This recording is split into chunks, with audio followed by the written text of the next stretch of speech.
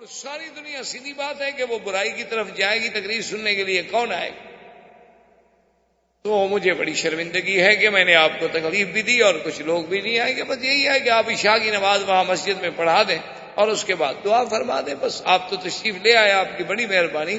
لیکن جب آدمی ہی کوئی نہ ہو تو بندہ آخر تقریر کس کو کرے؟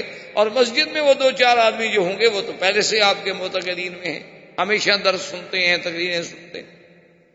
اور کہا ٹھیک ہے، مسجد میں تشریف لے گئے، عشاء کی نماز پڑھی تو باقی ٹھیک سی بات تھی کہ وہاں یعنی زیادہ سے زیادہ 10 آدمیوں کے بجائے 20 آدمی ہو گئے۔ جب سلام پھیر کے سنتیں وغیرہ پڑھ لی اور دعا کا وقت آیا تو والد صاحب کھڑے ہو گئے، انہوں نے کہا کہ دیکھو بھائی 10 ہوں یا 20 ہوں، آپ آئے تو ہیں، اللہ کے نبی تو ایک ایک آدمی کو جا کے قرآن سناتے تھے، میرے سامنے تو کم از کم 20 آدمی بیٹھے ہیں۔ تو اللہ نے والد صاحب کو بڑی آواز دی تھی ماشاءاللہ، تو انہوں نے جب قرآن شریف پڑھنا شروع کیا تو ایک گانے والی جو تھی وہ گا رہی تھی، تو اس کے کان میں آواز پڑی تو اس نے لوگوں سے پوچھا کہ یہ کیا آواز ہے؟ انہوں نے کہا ایک عالم ہے اور وہاں کوئی تقریر ہے، مولوی شولی ملا شلا قسم کا آدمی ہے، وہ قرآن پڑھ رہا ہے۔ اس نے کہا کہ میں تو قرآن کا مقابلہ نہیں کر سکتی، آپ لوگ جہنم جا سکتے ہیں تو کیا، میں تو اللہ کے قرآن کا مقابلہ نہیں۔ اور اس نے کہا کہ دیکھیں جی مجھے پیسے دیں یا نہ دیں، گانا بند، جب تک اللہ کا قرآن پڑھا جائے گا اور تقریر ہوگی میں نہیں گاؤں کسی بھی شکل۔ اللہ کے قرآن کے مقابلے پہ شیطان کا کام۔ اور اس کے بعد پھر وہ باقاعدہ وہاں سے مجلس چھوڑ کے چادر ایک ڈال کے جہاں والے صاحب تقریر فرما رہے تھے وہاں آئی اور پھر سارا مجمع لوٹ آیا، کیونکہ وہ گانا وانا تو بند ہو گیا۔ تو وہاں آگے اس نے ریکویسٹ کی کہ جی میں پیچھے بیٹھ کے قرآن سن سکتی ہوں؟ نے کہا کہ ہاں سنیں، کوئی ایسی بات نہیں ہے۔ تو اللہ کا قرآن جب پڑھا جائے آدمی کتنا خراب کیوں نہ ہو، آخر انسان ہے۔ یہ اللہ کے قرآن کی تاثیر ہے کہ مقناطیس للقلوب، اللہ نے جیسے کعبے کو بنایا ہے نا دلوں کا مقناطیس، اسی طرح قرآن دلوں کو بدلنے والا۔ شرط یہ ہے کہ ذرا آپ قرآن کو محبت سے اور اخلاص سے پڑھیں، ایک رسم سمجھ کے نہ پڑھیں۔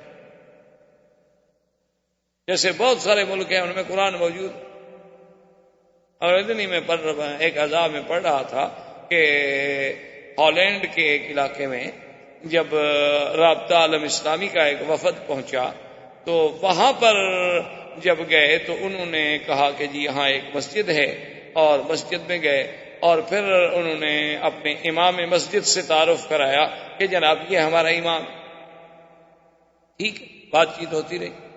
اب اس اثنا میں ظہر کی نماز کا وقت آ گیا تو رابطہ کے وفد والوں نے کہا کہ بھی چونکہ یہاں کا امام مسجد موجود ہے تو آپ صرف یہ نہ سمجھیں کہ چلو بھئی ہم مکہ شریف سے آئے ہیں لہذا ہم نماز پڑھائیں، نہیں، امام مسجد جو ہے وہ حق ہے لہذا وہ نماز پڑھائے۔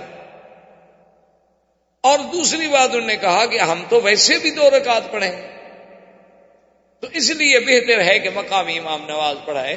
تو انہوں نے فرمایا کہ جب اس امام صاحب نے نماز پڑھنی شروع کی تو اب جناب اللہ اکبر کر کے سبحانک اللہم بھی زور سے پڑھ رہا ہے، اور اس کے بعد سورۃ فاتحہ بھی ظہر کی نماز میں، اور اس کے بعد قل اللہ احد بھی زور سے، پھر رکوع میں سبحان رب العظیم بھی زور زور سے، سمع اللہ زور سے، اسی طرح، اور 2 رکعتیں پڑھا کے سلام پھیر دیا۔ ہم نے کہا خدا کے بندے تم نے 2 رکعتیں کیسے پڑھائی؟ اس نے کہا ہم تو بات یہ ہے کہ ایک دفعہ میں گیا تھا فلاں جگہ تو وہاں عربوں کا ایک بہت بڑا اجتماع تھا تو انہوں نے ظہر میں 2 رکعتیں پڑھی تھی، حالانکہ وہ جمعہ کا دن تھا اور شریف آدمی نے جمعہ پڑھا تھا نا، جمعہ اور ظہر میں فرق نہیں کر سکا۔ اور آپ بھی تو کہہ رہے تھے کہ ہم نے 2 پڑھنی ہے، تو میں نے کہا پھر آپ نے جب 2 پڑھنی ہے میں بھی آپ کو 2 پڑھا دوں۔ تو جب ہم نے قرآن کو یوں سمجھا ہوا، اچھا انہوں نے کہا کہ جناب اس کے بعد پھر ہم بلقیق کے ایک شہر میں گئے تو ان سے جب ہم نے پوچھا کہ بھی آپ کا جمعہ کیسے پڑھاتے ہیں، کون پڑھاتے ہیں، انہوں نے کہا جی ہم زیادہ جھگڑے میں نہیں پڑھتے، ہم تو مہینے کا فرسٹ سنڈے جو آتا ہے اسی دن جمعہ پڑھ لیں، ہر مہینے میں 1 جمعہ پڑھتے، اور وہ بھی کب پڑھتے ہیں جب پہلا سنڈے ہوتا ہے، تاکہ نہ ڈیٹ تبدیل ہوتی ہے نہ لوگوں کو آنے میں تکلیف ہوتی ہے، نہ وقت تبدیل ہوتا ہے، اس میں 1 مہینے میں ہم 1 دفعہ جمعہ پڑھ لیتے ہیں۔ اور کیوں بھائی؟ انہوں نے کہا بس ہم نے یہی سنا ہے کہ اسلام میں جمعہ ہے، بس تم نے کہا مہینے میں تو ہم بھی پڑھ لیتے ہیں 1 دفعہ۔ جب یہ عالم ہو دین کا کہ لم یبق من الاسلام الا اسمہ ولا من القرآن الا رسمہ، کہ اسلام کا صرف نام باقی رہ جائے گا اور قرآن بھی صرف کتابوں میں اور صفوں میں لکھا ہوا رہ جائے گا، بڑے بڑے قیمتی کاغذوں میں ہوگا، سونے کے پانی سے لکھائی ہوگی، لیکن عمل کرنے والا کوئی نہیں۔ لیکن قرآن اگر صحیح معنی میں سنا جائے، صحیح معنی میں پڑھا جائے، تو یہ کیسے ہو سکتا ہے کہ پھر انقلاب نہ آئے؟ یہاں تک پہنچے وبکا عمر رضی اللہ تعالی عنہ، حضرت عمر روتا، اور اس کے فوراً بعد پوچھا کہ یا فاطمہ ایک کام کرو، خباب سے کہو یا سعید سے کہو کہ دلونی الی رسول اللہ، مجھے محمد عربی صلی اللہ علیہ وسلم کے ٹھکانے پہ لے جائیں اور مجھے بتائیں کہ اس وقت حضور کہاں ہوں گے۔ تو خباب کہتے ہیں کہ میں نے کہا کہ حضور اس وقت دار ارقم میں ہوں گے۔ تو اس نے کہا کہ اس وقت گرمی کا ٹائم ہے، کیا یہ حضور مل لیں گے؟ انہوں نے کہا کہ ایسی بات نہیں ہے، وہ کوئی دنیا کا بادشاہ نہیں، وہ قبیلے کا سردار نہیں، وہ تو رحمت دو جہاں ہے، وہ تو اللہ کا بھیجا ہوا نبی ہے، اللہ کا بھیجا ہوا بشیر و نذیر ہے، وہ تو انتظار میں ہے کہ آنے والا میرے پاس کب آ۔ فجاء عمر، حضرت عمر آئے، دروازے کو ناک کیا، اب اندر سے جھریوں سے دیکھا، صحابہ نے جو اندر موجود تھے ان میں سیدنا حمزہ رضی اللہ تعالیٰ عنہ بھی موجود۔ انہوں نے جب دیکھا تو آپ حضرت عمر اتنی دیر میں لباس تو بدل نہیں سکتے تھے، لباس تو وہی تھا، وہی آپ نے جو جنگ کے لیے تیاری کی ہوئی تھی، باقاعدہ ہتھیار سجائے ہوئے ہیں، اور جناب کمان پیچھے لٹک رہی ہے اور تیروں کی تھیلیاں لٹک رہی ہیں اور تلوار ایک لٹک رہی ہے اور ایک ہاتھ میں ہے، اور جناب اسی عالم میں ہیں۔ تو انہوں نے کہا کہ یا رسول اللہ، عمر دروازے پہ آیا ہے لیکن اس کی نیت اچھی نہیں معلوم ہوتی، کیوں اگر وہ ملنے کے لیے آتا یا اچھی نیت کے ساتھ آتا تو کبھی پھر تلواریں اٹھا کے تو نہ آتا، جو آدمی ملنے کے لیے آتا ہے وہ تلواریں لے کر تو نہیں۔ حضرت حمزہ رضی اللہ تعالی عنہ اسد اللہ و اسد رسول، ام رسول اللہ، میرے مدنی کے چچا ہیں جن کا لقب ہے اللہ کے شیر، اللہ کے رسول کے شیر۔ حضرت حمزہ این شباب ہے، بچپن ہے، ابھی ابھی گویا یوں سمجھے جیسے ہم کہتے ہیں نا مسیں بھیگ رہی ہیں، ابھی ابھی بال نکل رہے ہیں۔ حضرت حمزہ نے کہا کیا کہہ رہے ہیں، کیا بات کر رہے ہیں؟ کھول دو دروازہ، آنے دو عمر کو۔ اگر عمر کی نیت ٹھیک ہے، اگر عمر کسی صحیح ارادے سے آیا ہے تو ہم اپنی آنکھیں بچھانے کے لیے تیار ہیں، اور اگر عمر کی نیت خراب ہے اور اس نے میرے مدنی سرکار کو تکلیف دینے کی کوئی بات سوچی ہے تو خدا کی قسم ہے تم گواہ ہو جاؤ کہ تلوار بھی عمر کی ہوگی اور گردن بھی عمر کی۔ کوئی اکیلا مکے میں عمر بہادر پیدا ہوا؟ کھول دو دروازہ، آنے دو عمر کو، دیکھتے ہیں کیا کر۔ دروازہ کھولا، عمر تو پہلے بیٹھ چکے تھے، نظریں جھکی ہوئی ہیں، حضور کے سامنے آئے۔ ایک روایت میں آتا ہے فجذبہ بثوبہ، حضور پاک نے کپڑے سے پکڑ کے جھٹکا دیا، فرمایا ابھی تک وہ وقت نہیں آیا عمر، ما آنا وقت اسلام کا یا عمر، کیا ابھی تمہارا وقت نہیں آیا کہ تم اسلام لے آؤ؟ کیا ابھی وقت نہیں آیا کہ تم ایک خدا کی توحید کو سمجھو؟ کیا ابھی وقت نہیں آیا کہ تم بتوں کی عبادت سے باہر نکلو؟ کیا ابھی وقت نہیں آیا کہ تم محمد مدنی کی رسالت کا اقرار کرو؟ عمر کیا ہے؟ ابھی حضور کہہ رہے ہیں، انہوں نے کہا اشہد ان لا الہ الا اللہ واشہد ان محمد رسول اللہ، فکبر رسول اللہ فکبر اصحابہ۔ جب حضرت عمر نے کہا اشہد ان محمد رسول اللہ، حضور اتنی خوشی ہوئی، اللہ اکبر، سب صحابہ نے اللہ اکبر کے نعرے بلند، تکبیر کی دھوم ہو گئی، حضرت عمر مسلمان ہو گئے رضی اللہ تعالی عنہ۔ اور اس کے بعد بیٹھے ہیں، ایک صحابی نے کہا عمر تم تو تلواریں اٹھا کے قتل کے ارادے سے نکلے تھے، لیکن تمہیں پتہ نہیں ہے کہ رات تیرے لیے محمد عربی اللہ کے کعبے میں بیٹھ کے دعائیں کر رہے تھے کہ اللہم اعز الاسلام باحد الامرین، کہ میرا اللہ ان دو میں سے ایک کو مسلمان کر دے، یا عمر کو مسلمان کر دے یا عمرو بن ہشام کو مسلمان کر دے، محمد عربی تو تیرے لیے دعائیں کر۔ حضرت عمر رضی اللہ تعالی عنہ کہ اسلام سے اتنی خوشی ہوئی صحابہ کو، اتنی خوشی ہوئی صحابہ کو کہ جس کا کوئی تصور نہیں ہو. اور بلکہ ایک روایت میں ہے کہ جبریل اور انہوں نے آگے کہا کہ یا محمد آج تو آسمانوں پر اللہ کے فرشتے بھی خوشی کر کہ اسلم عمر مسلمان ہو. وہ جبار جو سب سے بڑا دشمن تھا، جو سب سے بڑا مخالف تھا، جو سب سے بڑا معارض تھا، آج وہ بھی اسلام لے آیا. تو کچھ دیر گزر گئی تو اس کے بعد عمر رضی اللہ تعالی عنہ نے حضور کی خدمت میں عرض کیا کہ یا رسول اللہ میں ایک بات کہتا ہوں. حضور نے فرمایا کہو عمر کیا بات؟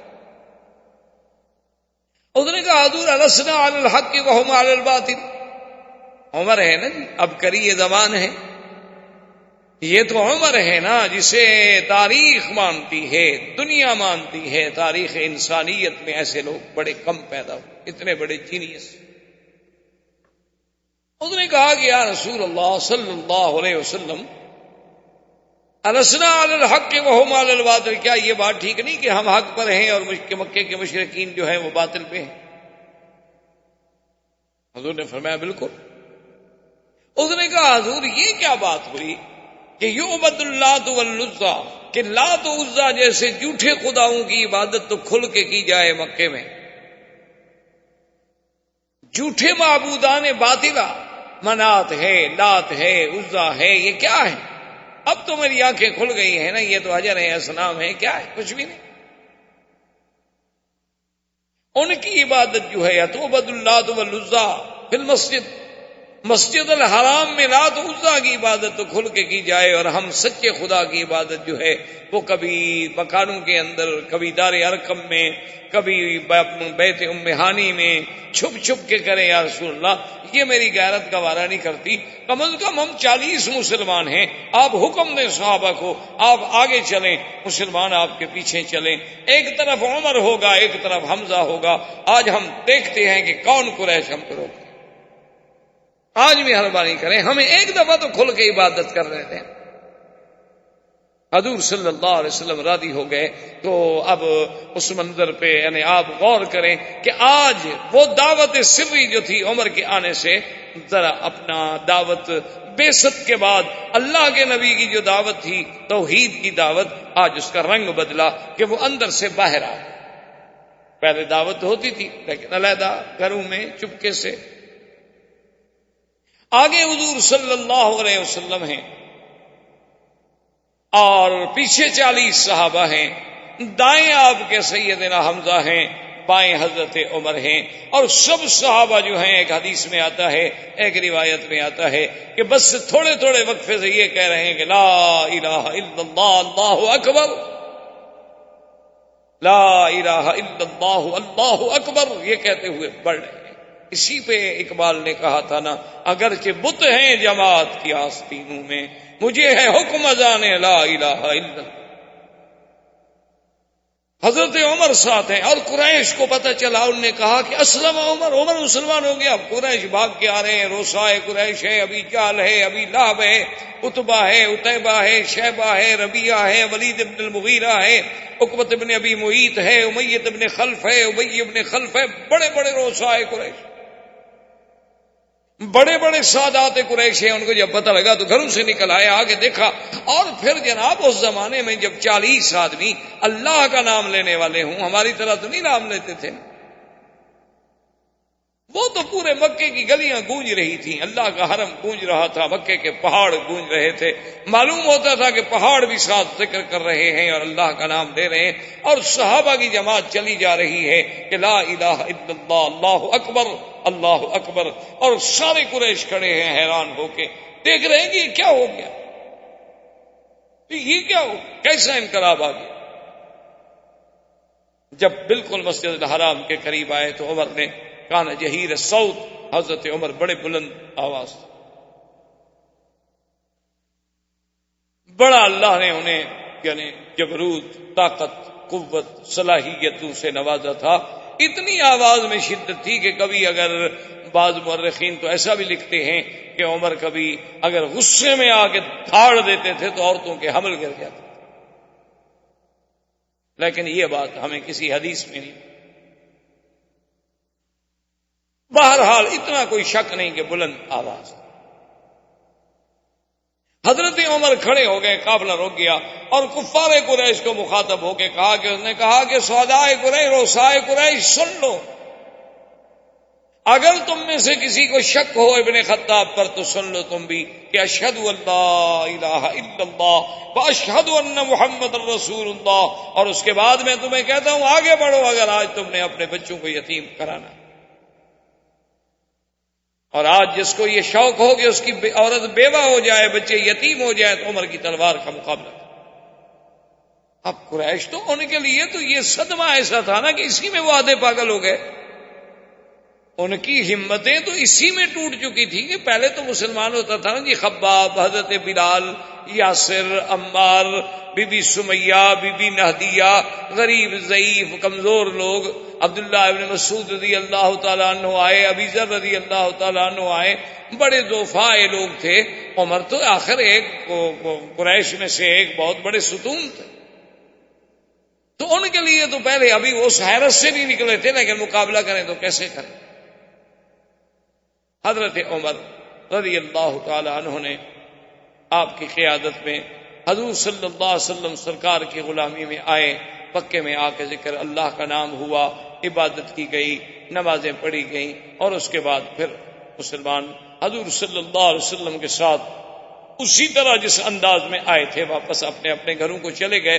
اب قریش نے کہا کہ ابھی دار الندوہ میں میٹنگ بلاؤ، یہ تو بڑا مشکل مسئلہ ہو، اب کیا کریں؟ دار الندوہ میں جب جمع ہوئے، بڑے بڑے سردار جمع ہوئے، انہوں نے کہا کہ اب مشورہ کریں، اب ہمارے پاس کیا حل ہے؟ یہ تو حضرت عمر بھی مسلمان ہو گیا۔ انہوں نے کہا ایسا کرتے ہیں کہ آج ایک نئی تجویز رکھتے ہیں حضور صلی اللہ علیہ وسلم کے سامنے۔ انہوں نے کہا جی وہ کیا تجویز ہے؟ انہوں نے کہا ایک نئی تجویز پیش کرتے ہیں حضور صلی اللہ علیہ وسلم کے سامنے، اور ہمیں بالکل یقین ہے کہ اس تجویز پہ اللہ کے نبی جو ہیں وہ مان گئے۔ حضور صلی اللہ علیہ وسلم تشریف لائے، آپ کو بلایا گیا۔ رؤسائے کفار قریش نے کہا کہ یا محمد صلی اللہ علیہ وسلم، آج ہم نے ایک نیا اقتراح، نئی تجویز رکھی ہے جو امید ہے کہ آپ کو بڑی پسند آئے گی، اور یہ روز کا جو جھگڑا ہے یہ بھی ختم، اور ایسی تجویز ہے کہ آج تک ہم نے آپ کے سامنے نہیں رکھی، اس پہ مہربانی کر کے آپ بڑے ٹھنڈے دل سے غور کریں۔ حضور نے فرمایا ٹھیک ہے، کہو کیا بات ہے؟ انہوں نے کہا کہ بات یہ ہے کہ ہم نے اب یہ فیصلہ کر لیا ہے کہ آپ اور ہم صلح کر لیتے ہیں، ایک دن جو ہے آپ ہمارے خداؤں کی عبادت کریں اور ایک دن ہم آپ کے خدا کی عبادت کرتے ہیں، صلح کر لیں، جھگڑا ختم کر۔ فرفض رسول اللہ، حضور نے فرمایا کیا کہہ رہے ہیں؟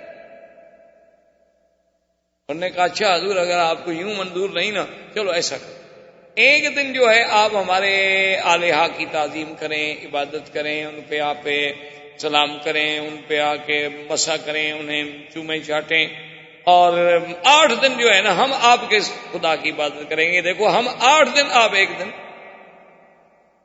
حضور نے فرمایا یہ بھی قبول نہیں۔ انہوں نے کہا اچھا حضور ہم ایک قدم اور آگے بڑھتے ہیں کہ آپ ایک دن عبادت کریں، ہم 1 مہینے تک آپ کے خدا کی عبادت کریں۔ حضور نے فرمایا یہ بھی قبول نہیں۔ انہوں نے کہا کہ اچھا جناب ہم اس سے بھی اور آگے جاتے ہیں، آپ 1 دن کے لیے ہمارے خدا کی عبادت کریں، ہم 1 سال تک آپ کے خدا کی عبادت کریں گے، چلو مسئلہ ختم کرو، جھگڑا تو نہ ہو نا۔ حضور نے فرمایا بدبختو تم کیا سمجھ، 1 دن عبادت کرو یا 1 گھڑی عبادت کرو، بندہ تو کافر ہو گیا۔ غیر اللہ کی عبادت جو ہے وہ یہ تو نہیں ہے نا کہ جیسے آج کل مسلمان ہیں نا جی ماشاءاللہ، وہ بھی باہر تبوت شاہ حسین، ایک فارسی میں محاورہ مشہور ہے کہ ہر تبوت پہ شاہ حسین کہنے کے لیے ہماری قوم تیار ہے، ان کو حضرت حسین کی شہادت سناؤ یہ رونے لگ جاتی ہے، ان کو کہو یزید بہت بڑا بہادر تھا، بہت بڑا ایڈمنسٹریٹر تھا، پھر بھی خوش ہو جاتی ہے، اچھا آدمی بڑا اچھا تھا، منتظم تھا۔ دیکھو نا اتنا بڑا حادثہ ہو گیا، کنٹرول کیسے کیا؟ کوئی گڑبڑ کی؟ ہلنے نہیں دیا کسی کو. تم ایک سید کو مار کے دیکھ لو، اس پہ بھی حاضر ہیں، تعریف کرنے کے لیے تیار ہیں ماشاءاللہ. ان سے کہو ماشاءاللہ کہ جناب کل نماز پڑھیں گے، بارش آ جی، کہیں گے بہت اچھی بات ہے. اور کہیں گے جی رات اچھی فلم لگی ہو، کہیں ٹھیک ہے جی ادھر بھی چلیں، کوئی ایسی بات نہیں. دونوں راضی رہیں، اللہ بھی راضی رہے، شیطان سے بھی تعلق قائم رہے. صبح کو پی اور شام کو توبہ. رند کے رند رہے اور مسلمانی بھی نہ گئی. ماشاءاللہ مسلمان بھی ہیں، وہ تو رات کو پیتے ہیں نا، دن کو تو نماز پڑھتے ہیں. تو اس لیے ان کو سمجھ. حضور نے فرمایا ظالمو کیا کہہ رہے ہو؟ اللہ کے قرآن کی یہ سورت جو تھی نا، قل یا ایھا الکافرون لا اعبد ما تعبدون ولا انتم عابدون ما اعبد ولا انا عابد ما عبدتم ولا انتم عابدون ما اعبد لکم دینکم ولی دین. اللہ نے فرمایا میرے مدنی کھڑے ہو کے برات کا اعلان کر دیں کہ کافروں کیا لا اعبد ما تعبدون، میں تو ہرگز عبادت نہیں کر سکتا ان چیزوں کی جن کی تم پوجا کرو. اور تم کیا کرو گے کہ ایک دن اگر اپنے خدا کو پوجو گے تو پھر میرے خدا کو عبادت کرنے کا کیا مطلب ہوا؟ یہ کیا بات ہوئی کہ قبر پہ بھی سجدہ اور خدا کے گھر پہ بھی سجدہ؟ یہ کیا بات ہوئی کہ یا اللہ تو بھی رحم فرما اور یا علی تو بھی مشکل کشائی کر دے، یا رب العالمین، یا ارحم الراحمین، اور یا دستگیر، اور یا معین الدین اجمیری؟ یہ کیا تماشا ہے؟ یہ کوئی دین تو نہیں ہے. لکم دینکم ولی دین، پھر تمہیں تمہارا دین مبارک، مجھے میرا دین. تمہیں تمہارا طریقہ مبارک، ہمیں ہمارا طریقہ مبارک. ہم اپنی بات پہ رہیں گے، تم باطل کو نہیں چھوڑنا چاہتے ہو اور اللہ کے نبی سے تقاضا کرتے ہو کہ وہ حق کو چھوڑ دے. اب کافر اس سے بھی ناکام ہو کہ بھئی یہ بات بھی ہماری نہ چلی. اب ہم نے تو بڑا اچھا راستہ نکالا تھا، اسی لیے جیسے ہوتا ہے نا جی آج کل لوگ کہتے ہیں کہ دیکھو نا جی بہرحال دیکھیں آپ لوگ اتنے سخت مولوی بھی نہ بنا کریں، ہم بھی آپ کی تقریریں سننے کے لیے آ جاتے ہیں تو کبھی کبھی آپ بھی ہمارے ساتھ چلے جایا کریں، کوئی خاص فرق نہیں پڑتا. آدمی تھوڑا سا نرم ہونا چاہیے. یہ جو سختی ہے نا مولویوں میں کہ ہر وقت دین اور ہر وقت نماز اور ہر وقت روزہ اور ہر وقت اللہ کا نام اور ہر وقت داڑھی رکھو، ہر وقت مسواک کرو، یار یہ کیا ہے؟ بس ایک دفعہ آپ نے کہہ دیا، پڑھے لکھے لوگ ہیں، سمجھدار ہیں، ہمارا دین قبول کرنے کو جی نہیں چاہتا، یہی بے عین ہی کافر کہتے تھے. اس لیے قرآن نے کہا وَدُّوا لَوْ تُدْهِنُوا فَيُدْهِنُونَ. اللہ نے فرمایا میرا نبی کافر تو یہ چاہتے ہیں کہ ذرا تم نرم ہو جاؤ تاکہ وہ بھی نرم ہو جائیں.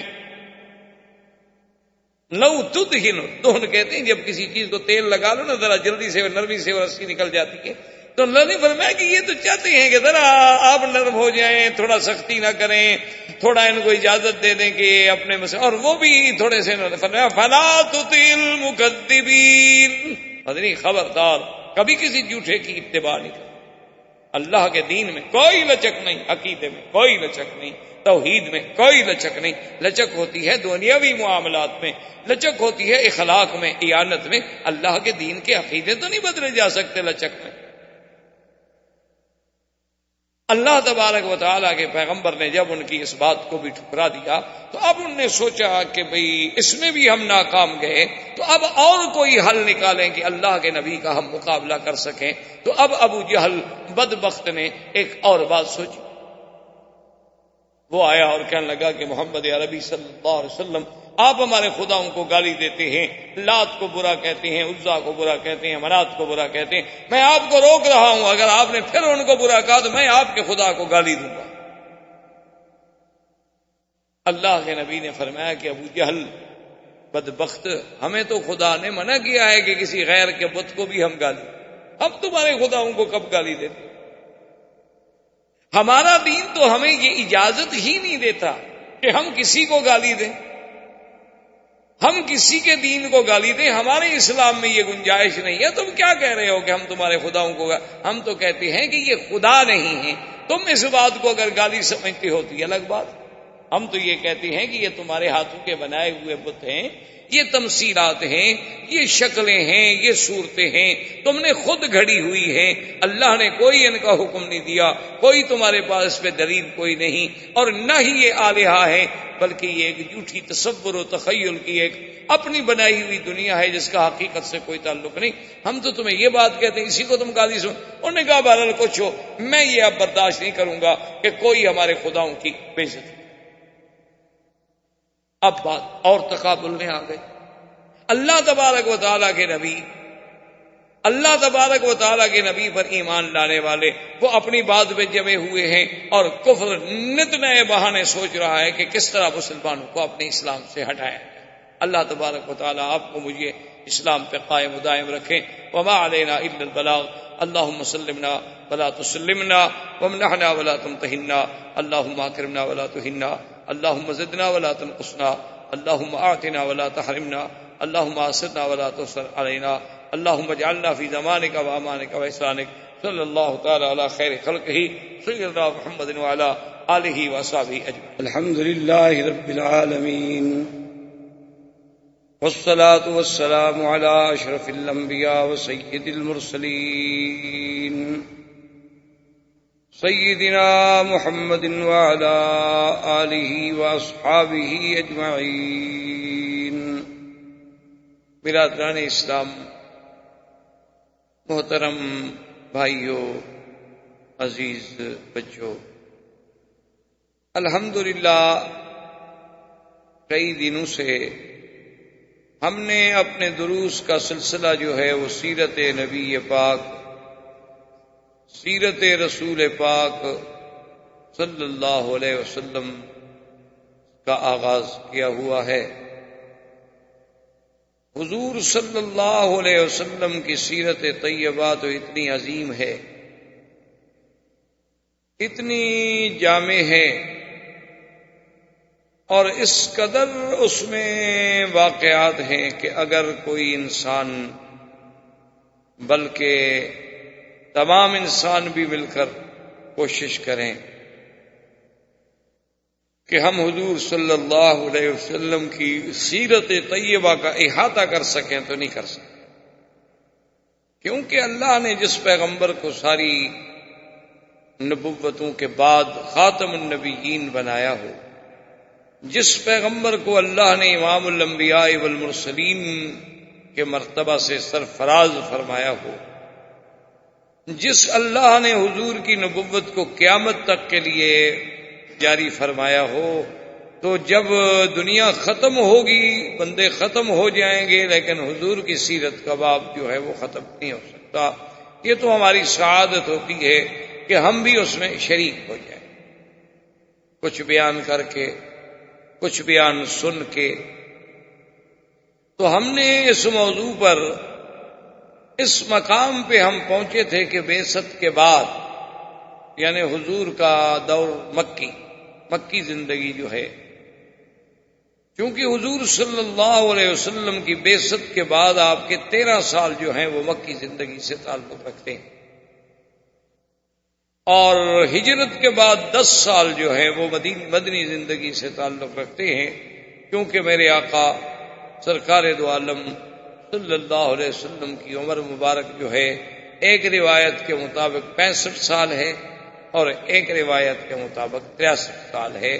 2 روایتیں ملتی ہیں ہمیں احادیث کی کتابوں میں، بعض صحابہ نے آپ کی عمر جو ہے وہ 65 سال نوٹ فرمائی ہے، اور بعض نے 63 سال۔ اصل میں دونوں روایتوں میں تضاد نہیں ہے، کوئی تعارض نہیں ہے۔ یہ تو جو لوگ فن حدیث کو نہیں سمجھتے ان کے لیے مشکل ہو جاتی ہے کہ دیکھو جی ایک حدیث پاک میں 63 ہے اور ایک میں 65 ہے، 2 سال کا فرق ہے، ہم کس حدیث کو سچا مانیں اور کس کو غلط مانیں، وہ ان الجھنوں میں پڑ جاتے ہیں، حالانکہ یہ الجھن والی بات ہی نہیں ہوتی۔ جو لوگ فن حدیث سے واقف ہیں اور جو لوگ عادات عرب پر نظر رکھتے ہیں، وہ جانتے ہیں کہ کبھی کبھی عرب جو ہیں قصور کو نہیں گنتے، اور کبھی کبھی جو ہے قصور کو بھی پورا گن لیتے ہیں۔ کیا معنی؟ مثلا 1 سال اور 4 مہینے تو 4 مہینے نہیں گنتے۔ جیسے آپ کے ہاں بھی ایک رواج ہے کہ آپ نے کسی کا 1,10,555 روپے دینے ہونا، وہ کہتے یار ٹھیک ہے بس 1,10,000 چھوڑو، بس راؤنڈ فگر کی بات کرو. تو ہمارے ہاں بھی یہ چیز ہے، عرب میں بھی یہ چیز ہے. اب حضور صلی اللہ علیہ وسلم کی پیدائش چونکہ ربیع الاول میں ہوئی تو نئے سال سے تو 3 مہینے گزر گئے تھے، اس لیے بعض راویوں نے اس ربیع الاول والے سن کو گنا ہی نہیں، جو باقی پورے سال تھے وہ بتلا دیے. اور 12 ربیع الاول کو ہی وفات ہوئی تھی، تو جب 2 سال نہ گنے جائیں تو 63 سال ہوگی. اور جنہوں نے ان کو بھی پورا سال شمار کیا تو 65 سال ہو گئی. حالانکہ حدیثیں دونوں صحیح ہیں. تو 65 سالہ زندگی مبارک جو ہے وہ یوں ہے کہ پہلے تو پیدائش کے بعد آپ 40 سال تک مکے میں تھے، لیکن نبوت نہیں ملی تھی. اللہ کے علم میں تو حضور کی نبوت کے فیصلے ہو چکے تھے، لیکن حضور صلی اللہ علیہ وسلم کو مبعوث نہیں فرمایا گیا، وحی نازل نہیں ہوئی، حکم نہیں دیا گیا. 40 سال کے بعد جب وحی اتری، اب حضور صلی اللہ علیہ وسلم نے مکے میں جو زندگی گزاری تو وہ 13 سال. جب سرکار کی عمر مبارک 53 سال ہو گئی تو آپ نے پھر ہجرت فرمائی مدینہ منورہ کے لیے، اور 10 سال زندگی مبارک کا حصہ جو ہے وہ مدینہ منورہ میں گزرا. اس لیے اب آپ کی زندگی کو 2 حصوں میں تقسیم کیا جاتا ہے، ایک حصہ مکی زندگی کہلاتا ہے اور ایک مدنی زندگی کہلاتا ہے. اسی لیے آپ دیکھا نہیں قرآن پاک جب پڑھتے ہیں ماشاءاللہ آپ دیکھتے ہوں گے کہ بعض صورتوں میں لکھا ہوتا ہے مکی صورت ہے اور بعض صورتوں میں لکھا ہوتا ہے کہ مدنی صورت ہے. تو اس کا معنی یہی ہوتا ہے کہ جو آیات کی ہجرت سے پہلے اتری ہیں مکی زندگی میں وہ مکی ہیں، اور جو ہجرت کے بعد اتری ہیں چاہے کہیں اتریں لیکن اتری وہ مدنی زندگی میں ہیں، لہذا ان کو مدنی کہا جاتا ہے. تو حضور صلی اللہ علیہ وسلم کے یہ 13 سال جو تھے نا یہ بہت بڑے امتحان تھے. یہ اتنا بڑا امتحان تھا، اتنا بڑا امتحان تھا کہ جس کا آدمی سوچ نہیں سکتا، تصور نہیں کر سکتا. اسی لیے علماء نے لکھا ہے کہ جب بھی کوئی آدمی دین کا کام کرے گا تو اس کو لازماً علی منہاج النبوت کام کرنا پڑے گا کہ حضور کے عین طریقے پہ چلے. اب حضور صلی اللہ علیہ وسلم نے جب سب سے پہلے دعوت دی، انذار کا کام شروع ہوا، تو وہ سارے دوست، وہ سارے رشتہ دار، وہ سارے اقارب، وہ سارے احباب جو تھے وہ دشمن بنے، فوراً بدل. اور دشمنی کی بھی کوئی حد ہوتی ہے. آپ نے پچھلے دروس میں سن لیا ہے کہ کس طرح صحابہ کو انگاروں پہ لٹایا گیا، کس طرح صحابہ کو پھانسیوں پہ چڑھایا گیا، کس طرح صحابہ پہ ظلم و تشدد کے پہاڑ توڑ ڈالے گئے. لیکن اللہ کی شان ہے، امتحان کی مدت طویل ہے، اور اللہ کا حکم ہے کہ میرے مدنی صلی اللہ علیہ وسلم خالص صبر کرنا ہے، کوئی جواب نہیں دینا. جب یہ تشدد اور ظلم حد سے بڑھا تو عقبۃ ابن ابی معیط ایک شخص تھا، اس نے سوچا کہ میں کوئی حل نکالوں، کوئی راستہ نکالوں. لیکن نا جی آخر کوئی آدمی بھی عقل والا ہو، انسان ہو، تو کسی پہ ظلم ہوتا ہوا دیکھ کے آخر اس کا بھی تو کبھی نہ کبھی دل پسیج ہی جاتا ہے. اس کے دل میں بھی رحم آیا کہ بھی آخر یہ رات دن کا تشدد جو ہے یہ کوئی مسئلے کا حل نہیں ہے. تو اس نے کہا میں دعوت کروں اور دعوت میں بلا کے اس مسئلے پر کوئی حل کریں، کوئی کوشش کریں، کوئی راستہ نکل آئے. اس نے بڑے بڑے لوگوں کو دعوت دی اور سرکار دو عالم صلی اللہ علیہ وسلم سیدنا محمد الرسول اللہ آقا انعامدار کو بھی دعوت دی. حالانکہ کافر ہے، مشرک ہے پکا. جب حضور صلی اللہ علیہ وسلم دعوت پہ آ گئے، لوگ بھی دعوت پہ آ گئے، تو حضور صلی اللہ علیہ وسلم چپ کر کے بیٹھ گئے. تو عقبۃ ابن ابی معیط نے کہا کہ آقا میں نے آپ کو دعوت دی ہے، آپ آگے بیٹھیں اور سالہ اطعام پہ بیٹھیں، کھانا کھائیں. آپ نے فرمایا واللہ لا، آپ نے فرمایا خدا کی قسم ہے میں تمہاری دعوت میں کھانا نہیں کھاؤں. اب عرب کے لیے یہ بات جو تھی ایک بہت بڑا عیب تھی کہ مہمان گھر میں آئے، اسے دعوت دی جائے اور وہ کھانا نہ کھائے. یہ بہت بڑی بات تھی. ہمارے یہاں کے تو روایات الگ ہیں نا، ہمارے یہاں تو مہمان کھانا نہ کھائے تو ہم سمجھتے ہیں اچھا ہوا بلا ٹل گئی. جان چھوٹی چلو ایک آدھا دفعہ رسمن کہہ دیتے ہیں، حالانکہ عرب روایات اس کے بالکل الٹ ہیں۔ اسی لیے آپ نے دیکھا نہیں کہ حضرت سیدنا ابراہیم الخلیل علیہ السلام کے جب مہمان آئے تو فوراً آپ نے بچڑا ذبح کیا، بھونا، اس کو اٹھا کے لائے، بیوی ساتھ ہے، خود ساتھ ہیں، خدمت کے لیے خود کھڑے ہوئے ہیں، اور رکھا وقربہ الیہم فقال الا تاکلون، کہا بھی آؤ کھائے۔ اب وہ چپ کر کے بیٹھے ہوئے ہیں، فاوجس منہم خیفۃ، ابراہیم علیہ السلام ڈر گئے، انہوں نے کہا یہ کھانا جو نہیں کھا رہے پر یہ دوست نہیں۔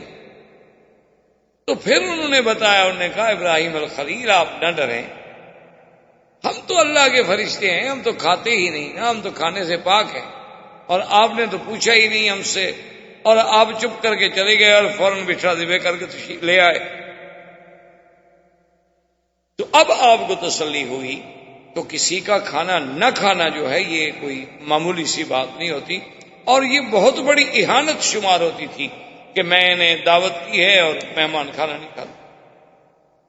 تو عقبۃ ابن ابی معیط نے جب بڑی منتیں کی، بڑا اصرار کیا، اپنی سر توڑ کوشش کی، آخر اس نے کہا کہ یا رسول اللہ صلی اللہ علیہ وسلم اس کا کوئی حل ہے؟ حضور نے فرمایا بالکل حل موجود ہے۔ اس نے کہا کیا؟ فرمایا حتی تسلم، فرمایا عقبہ اگر تم کلمہ پڑھ لو، مسلمان ہو جاؤ، تو پھر میں کھانا کھاؤں۔ اللہ کے نبی کی شان ہے نا کہ وہ مشرک کا کھانا نہیں کھاتا۔ اب اس نے دیکھا کہ میں کیا کروں، حالانکہ اس کا کوئی اسلام کا خیال تو نہیں تھا، لیکن اس نے دیکھا کہ بھئی اب میری تو ناک کٹ جائے گی کہ بھئی اس کے کھانے میں مہمان آئے اور کھانا نہیں کھایا۔ اس نے کہا کہ اشہد ان لا الہ الا اللہ واشہد ان محمد الرسول اللہ، چلو حضور میں مسلمان ہوتا ہوں، آپ کھانا کھائیں۔ آپ نے کہا ٹھیک ہے، اب میں کھانا کھاتا ہوں۔ جب حضور صلی اللہ علیہ وسلم کھانا تناول فرما کے واپس تشریف لے گئے تو قریش کے لوگ تو موجود تھے، انہوں نے کہا یہ تم نے کیا کیا؟ کیف اسلمت؟ انہوں نے کہا کمال ہے بھائی، میری عزت کا مسئلہ تھا اور اب میں اسلام لا چکا ہوں۔ لیکن ابی ابن خلف وہ بھی مشرک، اس نے ساتھیوں سے کہا کہ ٹھیک ہے تم بحث نہ کرو، یہ جانے اور میں جانوں۔ اس نے ان سے اتنا مجبور کیا، اتنا مجبور کیا، اتنا مجبور کیا کہ اس نے کہا کہ اچھا ٹھیک ہے میں دین نبی چھوڑنے کے لیے تیار ہوں، بس تم لوگ ایسا نہ ہو کہ ساری برادری مجھ سے ناراض ہو جائے تو میں دین۔ انہوں نے کہا کہ نہیں، ہم اس طرح نہیں مانیں گے، ہم تو تب مانیں گے۔ اس بدبخت نے کہا نعوذ باللہ کہ تم جا کر حضور صلی اللہ علیہ وسلم کو سامنے کھڑے ہو کے کہو کہ میں نے اسلام کو چھوڑ دیا ہے، اور نعوذ باللہ حضور کی طرف تھوک کے آؤ۔ تو یہ وہ عقبۃ ابن ابی معیط ہے، یعنی آپ اندازہ کریں کہ اللہ کا نبی بیٹھا ہو حرم میں اور ایک آدمی آ کے تھوک دے، حضور کے دل پہ کیا گزری۔ آج تو آپ تھوڑا سا بھی دین کا کام کریں، تھوڑی سی آپ کسی کو دین کی بات کریں، وہ ناراض ہو جائے تو آپ کہتے ہیں دیکھو جی میری بےزتی ہو گئی، ٹھیک ہے چھوڑو یار، آئندہ ہم نہیں کریں گے۔ ہمیں کیا پڑی ہے کہ ہم خواہ اپنی بےزتی کراتے رہیں؟ لیکن اللہ کے نبی کا مقام دیکھیں اور اس کے ساتھ دشمن کا انتقام دیکھیں کہ وہ بدبخت آتا ہے، سامنے کھڑے ہوتا ہے اور تھوکتا ہے اور چلا جاتا ہے۔ اسی کے بارے میں قرآن پاک میں آیا کہ ابی ابن خلف جب مرا اور اللہ کا عذاب اس پہ شروع ہوا تو قرآن نے اس آیت میں اشارہ کیا ہے یا ویلتا لیتنی لم اتخذ، یا ویلتا لیتنی لم اتخذ فلانا خلیلا لقد اضلنی عن الذکر بعد اذ جاءنی وَكَانَ الشَّيْطَانُ لِلْإِنسَانِ خَذُولًا، کہ وہ حسرت کرے گا، تندم کرے گا اور کہے گا ہائے کاش اس بندے کو میں دوست نہ بناتا، اس کی بات میں نہ مانتا، میں اسلام کو نہ چھوڑتا، میں حق کی صداقت کو قبول کرنے کے بعد راستے سے نہ ہٹتا، لیکن اسی شخص نے مجھے بہکایا، اسی نے مجھے بھٹکایا اور اسی نے مجھے صراط مستقیم سے علیحدہ کر دیا۔ اور شیطان تو چاہتا یہی ہے کہ انسان کو ذلیل ذلت میں ڈالے۔ ان تمام واقعات کے بعد قریش نے ایک اور مشورہ کیا، انہوں نے کہا کہ یہ ہے کہ حضور صلی اللہ علیہ وسلم کے گھر کے قریب دیکھو بھی کس کس کے گھر ہیں۔ تو ابی لہب کا گھر بالکل قریب تھا، اسی طرح اور کفار قریش کے کچھ لوگ تھے جن کا گھر جو ہے حضور صلی اللہ علیہ وسلم کے گھر کے بالکل قریب تھا، تو ان بدبختوں نے یہ طے کر لیا کہ اپنے گھر کا کوڑا کرکٹ گندگی جتنی ہے نا سب جا کے حضور کے گھر کے آگے ڈال دیا کرو روزانہ۔ اب اس زمانے میں یہ تو تھا نہیں کہ بلدیہ کی گاڑیاں آئیں گی، ملازم آئیں گے، وہ جھاڑو لگائیں گے، صفائی کریں گے، یہ تو کوئی دور ہی نہیں تھا۔ ہر آدمی کو اپنے گھر کی صفائی کرنی پڑتی تھی، اور اگر کوئی بڑا آدمی ہوا تو اس نے ذاتی نوکر رکھ لیے، اور حضور صلی اللہ علیہ وسلم کے پاس تو نوکر تھا کوئی نہیں۔ یعنی آپ اندازہ کریں انتقام کی شکلوں کا کہ وہ جناب سارا جو ہے نا نعوذ باللہ روزانہ کا انہوں نے معمول بنا لیا کہ جب ان کے گھر کا کوڑا کرکٹ اکٹھا ہو جائے وہ رات کو آگے حضور کے گھر کے آگے ڈال کے چلے جائے۔ اب ایک آدمی کے گھر کا کوڑا کرکٹ بھی ہٹانا مشکل ہوتا ہے، جبکہ 10 گھروں کا نعوذ باللہ روز ڈال دیا جائے تو کیا عالم ہوگا۔ اور پتہ ہے حضور روایات میں آتا ہے صرف اتنی فرماتے، جب کھڑے ہوتے فرماتے اہذا حق الجوار،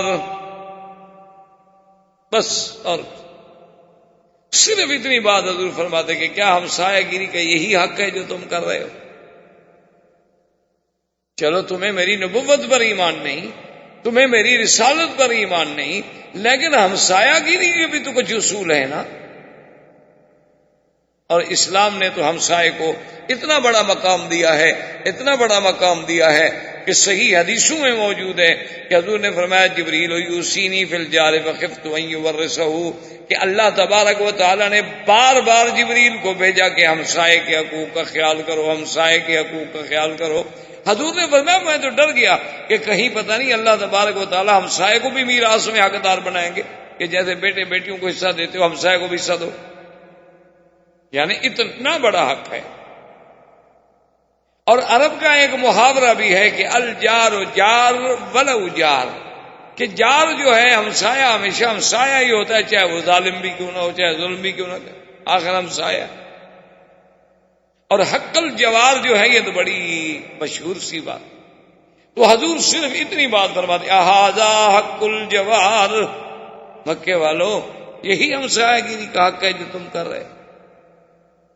لیکن انہوں نے کہاں باز آنا تھا جی، وہ تو دشمن تھے، ان کا تو پروگرام ہی یہی تھا کہ حضور صلی اللہ علیہ وسلم کو اتنا ستایا جائے، اتنا تنگ کر دیا جائے کہ اللہ کا نبی جو ہے دعوت توحید کی تبلیغ سے باز آ جائے۔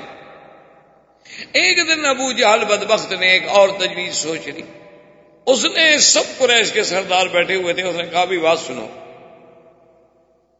یہ گھر کے آگے ہم نے گندگی ڈالی ہے، سب کچھ کیا ہے، راستے میں بھی کوڑا کرکٹ ڈالا ہے، کبھی کبھی حضور پہ بھی پھینک دیتے تھے بدبخت، لیکن اس سے بھی تو حضور کی دعوت میں کوئی کمی نہیں آئی، تو اب ایسا کریں کہ جب حضور اللہ کے گھر میں عبادت کر رہے ہوں نا تو اسی قسم کی کوئی کوڑا کرکٹ جو ہے حضور کی نماز کی حالت میں حضور کے اوپر ڈالا جائے۔ چلو بھی جتنے آدمی بیٹھے تھے نے کہا بتاؤ کون ایسا کرے گا؟ تو یہ عقبۃ ابن ابی معیط، اس نے کہا کہ میں کروں۔ یہ اسی انتظار میں تھا کہ ایک دن کچھ لوگ آئے، انہوں نے آ کر ایک اونٹ ذبح کیا، ان کی عادت تھی نا کہ بتوں کے آستان پہ آ کے اونٹ چڑھاتے تھے اور دمبے اور جانور ذبح کرتے تھے۔ انہوں نے جب اونٹ کو ذبح کیا کہ زمزم کے اس طرف حضور صلی اللہ علیہ وسلم بھی عبادت میں نماز میں مشغول تھے، اور آپ زیادہ تر نماز پڑھتے تھے ما بین الرکنین، حجر اسود اور رکن یمانی کے درمیان، زیادہ حضور یہاں بیٹھ کے نفل پڑھتے، نماز پڑھتے۔ اور وجہ علماء نے یہ بھی لکھی ہے کہ یہاں سے جب آپ یوں کھڑے ہوتے مسجد اقصیٰ کی طرف رخ کرتے تو یہ کعبہ بھی تو درمیان میں آ جاتا تھا، نماز اسی کی طرف پڑھتے تھے، لیکن کھڑے ایسی جگہ ہوتے کہ یہ کعبۃ اللہ جو ہے یہ بھی درمیان میں رہے۔ تو سرکار دو عالم صلی اللہ علیہ وسلم نماز پڑھ رہے تھے کہ انہوں نے اونٹ ذبح کیا، اور اس کا اندر کی جو آنتیں اور امعاء اور اندر کی جو اس کا سارا یعنی گندگی کا بھرا ہوا مجموعہ تھا، اس عقبۃ ابن ابی معیط بدبخت نے وہ وہاں سے اٹھایا، فجعل علی راسہ، سرکار دو عالم کے سر مبارک پہ، حضور سجدے میں ہیں اور سر رکھ، اور حضور کی زبان پہ جاری ہے سبحان ربی الاعلی، سبحان ربی الاعلی، سبحان ربی الاعلی، اللہ تیری ذات بہت بلند ہے، ہر چیز سے، ہر نقصان سے پاک ہے۔ حضور صلی اللہ علیہ وسلم اسی سجدے کی حالت میں، تاریخوں میں آتا ہے، روایات میں آتا ہے کہ جب قریش نے دیکھا فضحکوا ضحکا، اتنا ہنسے کہ ایک دوسرے پہ گر رہے ہیں اور ٹوٹ پڑ رہے ہیں۔ وہ دیکھو جی، وہ دیکھو جی اللہ کے نبی، دیکھو دیکھو کیسے عبادت کر رہا ہے، کہ دیکھو جی اونٹ اوپر ہے اور اللہ کا نبی نیچے ہے، اور سارے چہرے پہ خون ہے اور ساری اس کی گندگی ہے، اور کافر خوش ہو رہے ہیں۔ میرے بھائی، آپ کو اور ہمیں تو اللہ کے راستے میں پتہ نہیں کبھی کانٹا بھی لگا ہے کہ نہیں لگا۔ آپ کو اور ہمیں اللہ کے دین کی تبلیغ میں کبھی کسی نے کوئی بات بھی کہی ہے کہ نہیں کہی، بلکہ آج کل تو ماشاءاللہ مولوی صاحبان کو دعوتیں ہوتی ہیں، بڑے بڑے کھانے ہوتے ہیں، پھر سواریاں آتی ہیں، اس کے بعد جناب اہتمام ہوتے ہیں، آرام ہوتے ہیں۔ تو یہ لیکن اللہ کے نبی کی دعوت کا انداز دیکھیں کہ ذرا آنکھیں بند کر کے تصور تو کریں کہ عالم کیا ہوگا۔ آپ خود سوچ لیں کہ اگر آپ سجدے کی حالت میں ہوں اور آپ کے ساتھ کوئی ایسا کرے تو آپ پہ کیا گزرے۔ لیکن چونکہ اللہ کے نبی اللہ کے احکام کے پابند ہوتے ہیں، حضور اسی حالت میں ہیں۔ عبداللہ ابن مسعود رضی اللہ تعالیٰ عنہ آئے، انہوں نے دیکھا کہ اس حالت میں اللہ کے نبی ہیں۔ وہ فرماتے ہیں لیکن میں ضعیف تھا، کمزور تھا، اب میری طاقت تو نہیں تھی کہ اتنے قریش کا میں مقابلہ کر سکوں۔ میں چپکے سے گیا اور میں نے جا کے حضرت فاطمہ الزہرا رضی اللہ تعالیٰ عنہ حضور صلی اللہ علیہ وسلم کی بیٹی کو جا کے کہا کہ یہ واقعہ حرم میں ہو گیا، لیکن میں تو کچھ نہیں کر سکتا۔ اور سیدہ فاطمہ الزہرا رضی اللہ تعالیٰ عنہ کا بھی بچپن ہے، بالکل بچپنا ہے، لیکن آپ آئیں غصے میں، اور اللہ نے اتنی قوت دی کہ بی بی صاحبہ نے پکڑا اور اتارا حضور صلی اللہ علیہ وسلم کے سر مبارک سے، اور حضور نے بھی سجدے سے سر اٹھایا۔ تو بی بی فاطمہ الزہرا نے جب دیکھا کہ سامنے قریش کے سردار اور روسا جو ہے کھڑے ہنس رہے ہیں، تو نے کہا اللہم علیہ، یا اللہ ان بدبختوں کو پکڑ جنہوں نے تیرے نبی کے ساتھ اتنا بڑا ظلم کیا، تیرے پیغمبر کے ساتھ اتنا بڑا ظلم کیا۔ یعنی مقابلے کی بھی کوئی حد ہوتی ہے، گستاخی کی بھی کوئی حد ہوتی ہے، یہ بھی کوئی یعنی انسانیت ہے۔ اگر ذرہ کے برابر بھی کوئی رمق باقی ہو تو کوئی انسان ایسی حرکت سوچ سکتا؟ حضور صلی اللہ علیہ وسلم بھی غصے میں آ گئے۔ حضور نے بھی فرمایا اللہم علیک بعقبہ، اللہم علیک بعتبہ، اللہم علیک بشیبہ، اللہم علیک بالولید بن المغیرہ۔ آپ نے فرمایا کہ یا اللہ ان سب پر اپنا قہر نازل کر، ان کو اپنے قہر میں پکڑ لے۔ تو صحابی کہتا ہے کہ جب حضور کے مبارک منہ سے یہ لفظ نکلے تو میں نے دیکھا کہ کافروں کے رنگ جو تھے وہ اڑ گئے اور سب پریشان ہو گئے۔ جو پہلے ہنس ہنس کے ٹوٹ رہے تھے اب ایسے ہو گئے جیسے ان کے چہرے پہ کوئی خون ہی نہیں ہے۔ انہوں نے کہا کچھ ہو لیکن محمد کی دعا لگے گی۔ نبی نہیں مانتے لیکن دعا بد دعا سے ڈرتے، نبوت کا اقرار نہیں کرتے لیکن بد دعا سے اتنی ڈرتے ہیں کہ انہوں نے کہا کہ بالکل ہم نہیں بچ سکتے۔ اب انہوں نے بالکل خائف بھی ہوئے، چپ بھی کر گئے۔ حضور صلی اللہ علیہ وسلم نے اس کے علاوہ کوئی بات نہ کی۔ آخر کافروں سے کچھ نہیں کہا، چپ کر کے آپ گھر تشریف لے گئے اور اسی طرح اپنی عبادات میں مستمر رہے۔ یعنی جو عبادت کا، دعوت کا، تبلیغ کا سلسلہ تھا وہ جاری۔ ابو جہل نے اب پھر ایک دفعہ دار الندوہ میں سارے قریش کو جمع کیا۔ اس نے کہا کہ بھی ہماری تو کوئی ترکیب جو ہے وہ کارگر نہیں ہو رہی، اور خدا کی شان دیکھو کہ اسی اثنا میں ایک عجیب حادثہ ہوا کہ جو مسلمان ہجرت کر کے تشریف لے گئے تھے نا حبشہ کی طرف، جن کے بارے میں آپ پہلے پڑھ چکے ہیں، اب ان کا عدد جو تھا تقریباً 83 پر پہنچ چکا تھا۔ 80 اور 3 آدمی جو تھے وہ بیوی بچوں کے ساتھ حبشہ میں دن گزار رہے تھے، اور ماشاءاللہ وہاں کا بادشاہ اچھا تھا، کسی پہ ظلم و ستم کرتا نہیں تھا، ان کی زندگی بڑی اچھی گزر رہی تھی۔ لیکن ان کو اطلاع ملی کہ بھئی مکے کے قریش جو ہیں وہ تو مسلمان ہو گئے۔ تو صحابہ بڑے خوش ہوئے، انہوں نے کہا بھی جب ہماری قوم مسلمان ہو گئی، قریشی مسلمان ہو گئے، تو اب ہم حبشے میں کیوں مہاجروں والی زندگی گزاریں، چلو واپس اپنے ملک میں چلتے ہیں۔ حالانکہ اس کی وجہ کیا تھی؟ یاد رکھیں کہ سورۃ النجم جب اتری اور حضور صلی اللہ علیہ وسلم نے تلاوت کی، اس میں بھی دو روایت ہیں۔ ایک روایت مبارک میں تو یہ آتا ہے کہ حضور جب سورۃ النجم پڑھ رہے تھے تو شیطان نے ان کے دل و دماغ میں یہ جملے بھی ڈال دیے کہ تلک الغرانی کلا ان شفاعتہن ترتجا۔ تو نے کہا کہ اچھا آج تو حضور ہمارے بتوں کی بھی تعریف کر رہے ہیں، تو اب جب حضور سیدھے میں گئے تو کافر بھی سیدھے میں چلے گئے۔ ایک روایت یہ بھی ہے،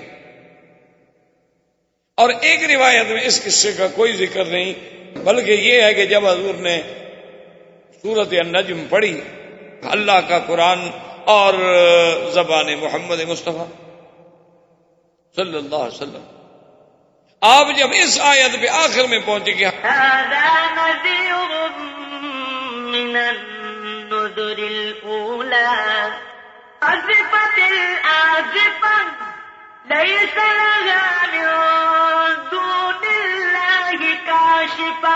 اللہ تبارک و تعالیٰ کے نبی کو اللہ نے جب وحی بھیجی تو اس میں تھا آزفت الآزفہ، قریب آ گئی، وہ قریب آنے والی یعنی قیامت، اور یہ اللہ تبارک و تعالیٰ کی طرف سے نذیر ہے، ڈرانا ہے، اور قیامت کو کوئی روک نہیں سکتا۔